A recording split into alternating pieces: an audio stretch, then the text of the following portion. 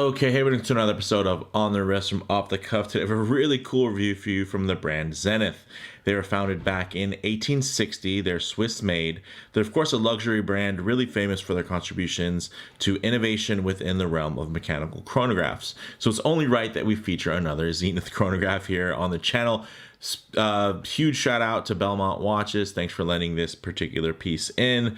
Definitely something that I wouldn't normally get to experience, but the price on here is actually surprisingly attainable. So definitely stay tuned for that portion. But in terms of chronographs, some key common characteristics and design when you're looking for a chrono, of course, you're going to want to see external pushers to activate timing functions, multiple subdials to measure elapsed time, often featuring additional scales dependent on the subgenre.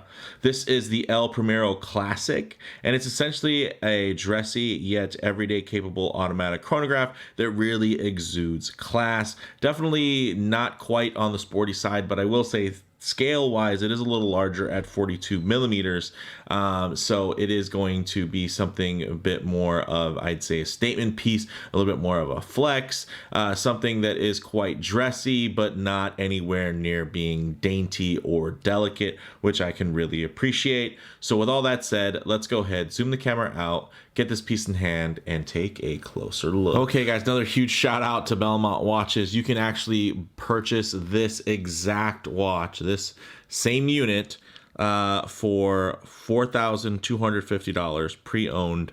And yeah, Belmont is really great to work with, whether you are purchasing from them or, hey, you're just a YouTuber who happens to borrow watches from time to time. I've actually purchased from them. I've had watches serviced, and I've even traded some watches in to be sold. So, full kind of gambit, really solid guys, and definitely true watch enthusiasts that I actually met during our local SD kind of chrono group meetups. So with that said, let's dive into the details of this gorgeous piece here. Let's just breathe that in for a minute.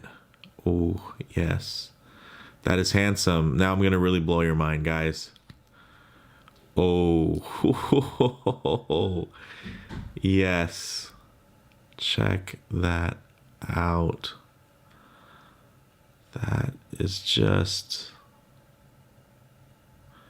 yeah, I mean, there's a lot to like, a lot to love here. So let's get into the details.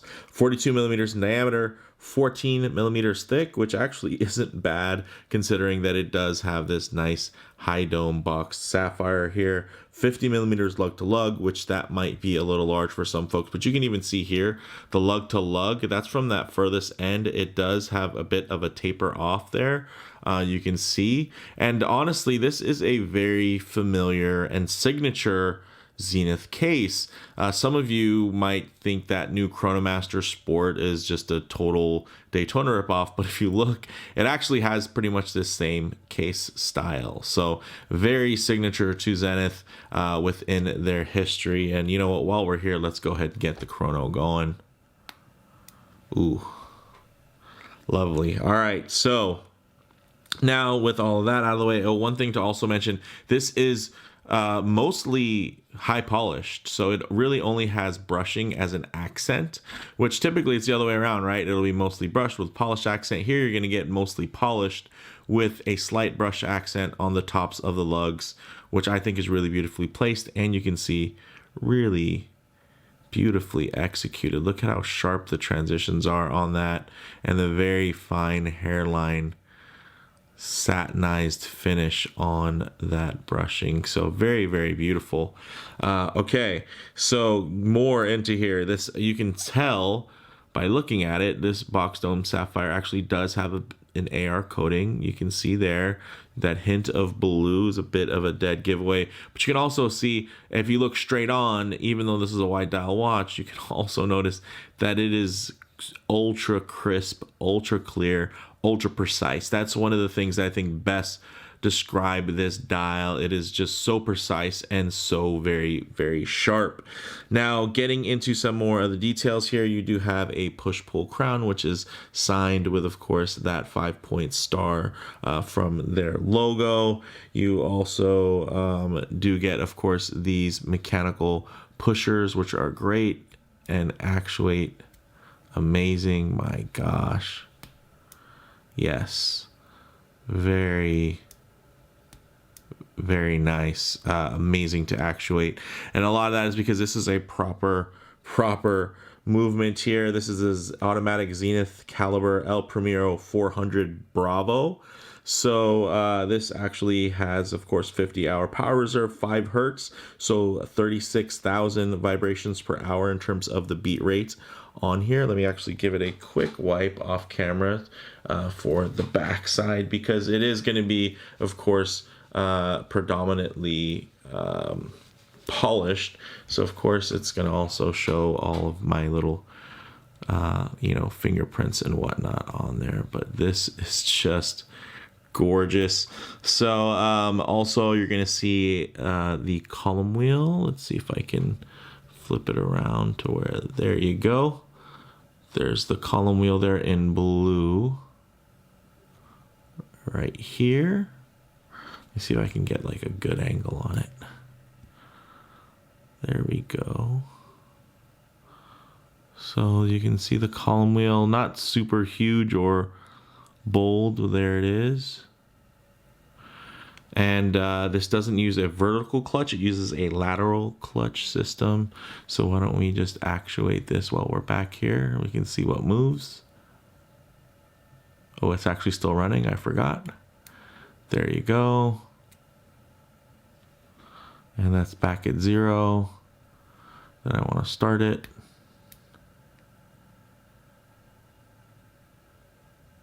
Then to stop it. Then to reset. Start it again. So very beautifully done, guys. I can't really stress enough the level of decoration and finishing that is on this movement.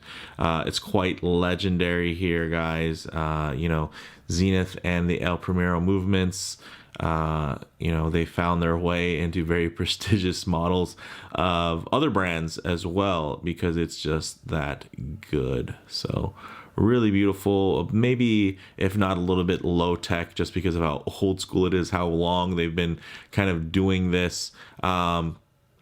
There are more modern variations. I will say one of the drawbacks is that you do have a non-hacking seconds hand, and that actually makes a very interesting crown position here as you go. Basically, the first crown setting is going to be the time, and then the second crown setting, when it's all the way out, was actually going to be the date window. So you can see there.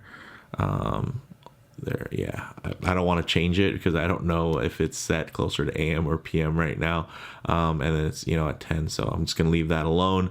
But essentially, when you pull it all out, that is quite quirky. And then of course it doesn't have a hacking seconds hand, which you'd actually be surprised how many watches don't have a hacking seconds hand when it comes to chronographs. I mean, everybody loves the Moonwatch, and it's only in this recent iteration that it finally got a hacking seconds hand.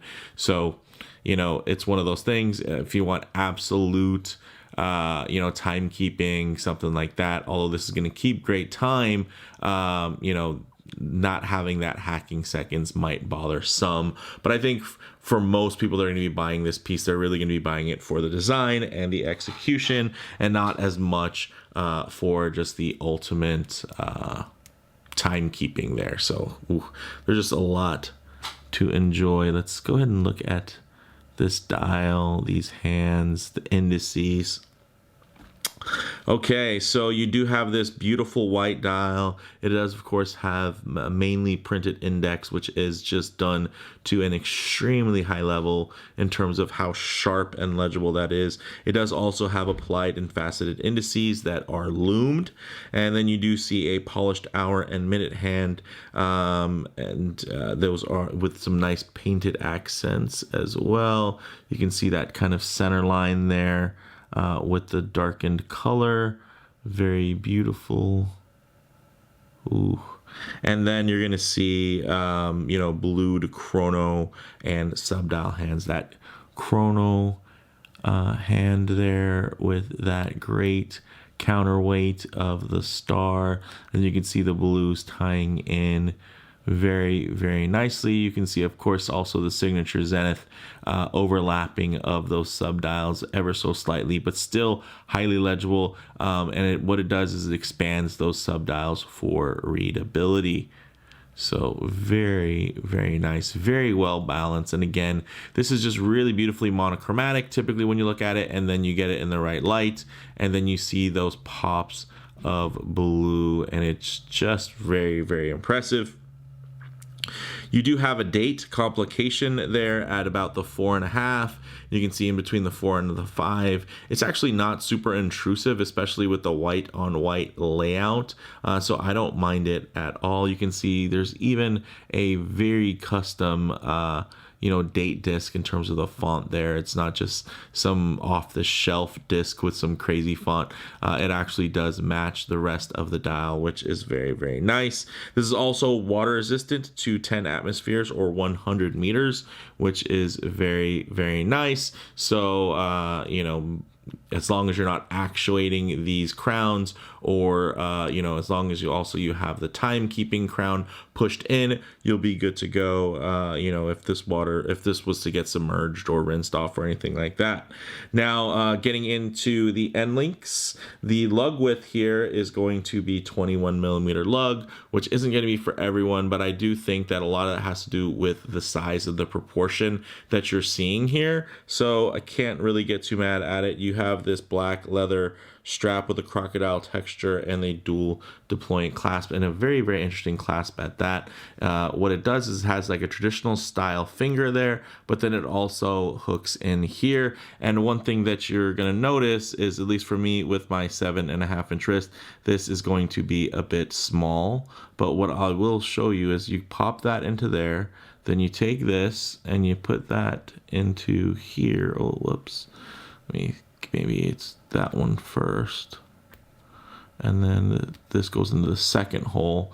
And honestly, because of my wrist is so big, it's not going to be able to close completely, but you can see double deployant, so it's going to first have this half, then this half. And although this, it does technically close, and you can see there that it doesn't exactly cover the full the full use there. But for somebody else with a smaller wrist, when you were to actually push button, so don't want to forget that. If you were to use this, you would pop this back, and let's say get it onto, let's say here, about midpoint, fourth hole in, then you're going to have something that is really going to look quite tidy and really beautifully done, very rounded in terms of what's going to be actually underneath your wrist. So you can see very nice. Let me give it a quick wipe here, and you can see quite handsome. So with that said, what I'll do is I'll reset it, get it to where it fits on my wrist, and get into showing you guys how this actually wears. Okay guys, as you can see on my 7.5-inch wrist, this wears really well. Of course, it does have a bit of an all dial layout where it's pushing into the very edges of the case. And if I bring my wrist a little bit too close to the camera, you're gonna get a bit of perspective distortion there. So what I'll do is I'll leave my wrist nice and low and just tighten up the shot here so you can get a bit of a truer aspect ratio. Another thing to note is that I don't have a flat wrist. So even though I have a 7.5-inch wrist, it's actually more round. As you can see, within this dimension, also quite wide. So it's not like it's thin here, then wide on top. So my wrist, even at 7.5 inches, might seem a little bit more slender as compared to somebody else with a flatter wrist that might even be a little bit smaller. So again, these are just things to take into consideration when you are looking. And I think, not everybody touches on or mentions in their videos. So those are also things to just look at. But man, the devil is in the details here, guys. Look at how gorgeous this is. It's just, it has that timeless aesthetic. And again, this doesn't look, although it is an older discontinued model, this could easily also be a current model. It's just that good in terms of the balance, in terms of the execution. It's not like it's lacking something by any means. This is just gorgeous. Look at the transition on those beveled lugs there. My gosh, so sharp. And again, just sharp is the word with this one. High definition. You got to think about 4K versus standard 720p when you look at certain dials from other manufacturers. This is just done so sharp and so handsome.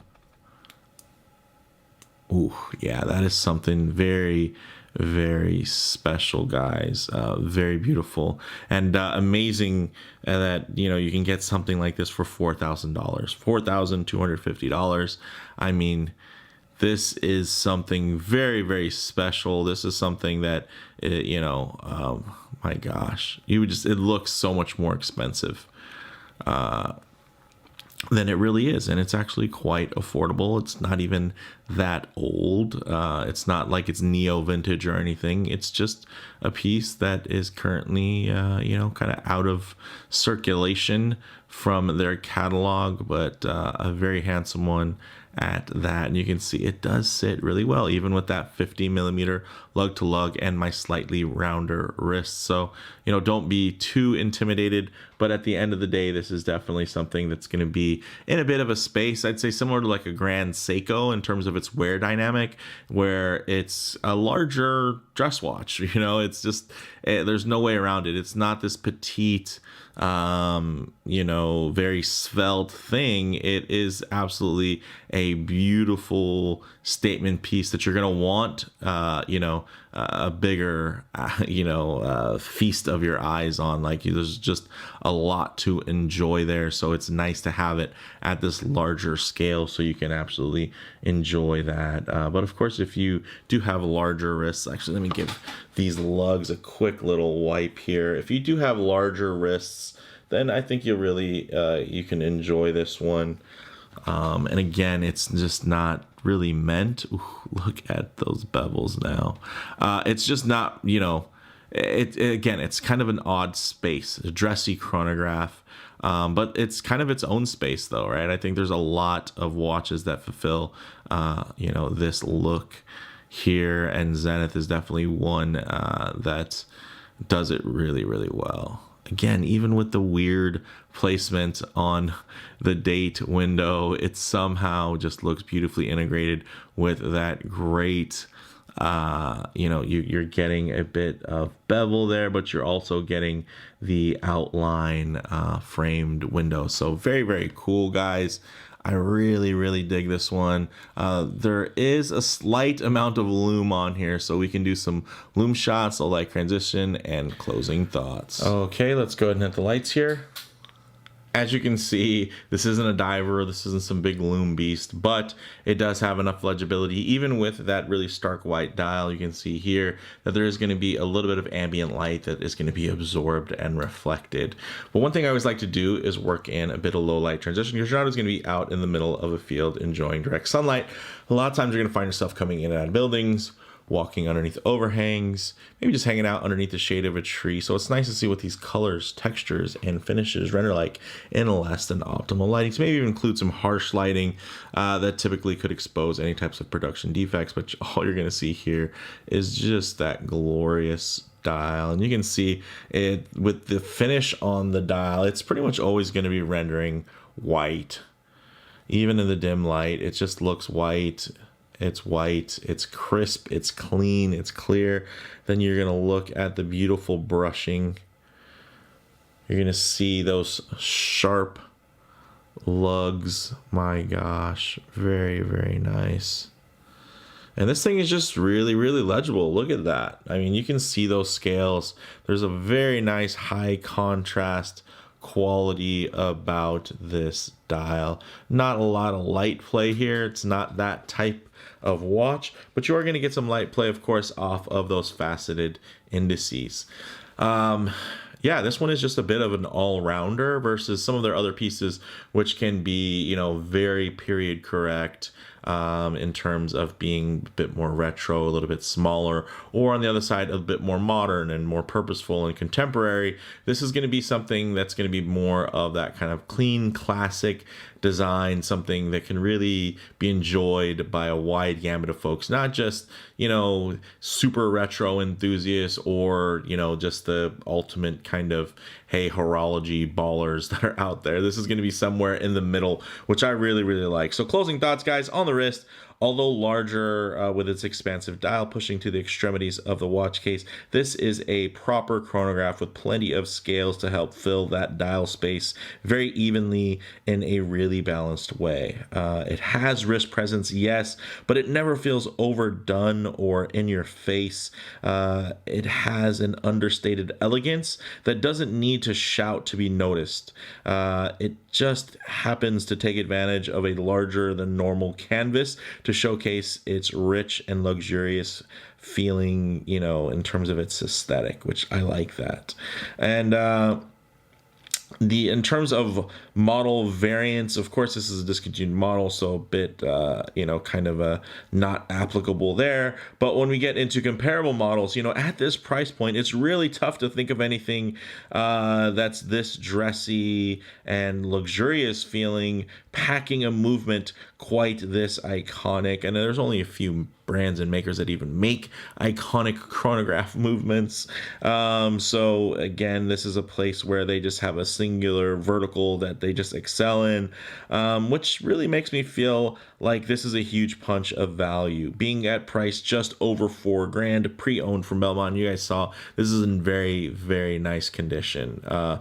It's not like there's a bracelet to be scratched up or anything like that. It's just a, you know, a deployant style alligator style strap, which is going to be really nicely preserved, a little bit on the shorter side for my larger wrist, but you know, honestly, 21 millimeter lug width, not going to be quite easy to find as 20 or 22, but definitely doable. And then of course you do have that really cool deployant, which I think is really fantastic.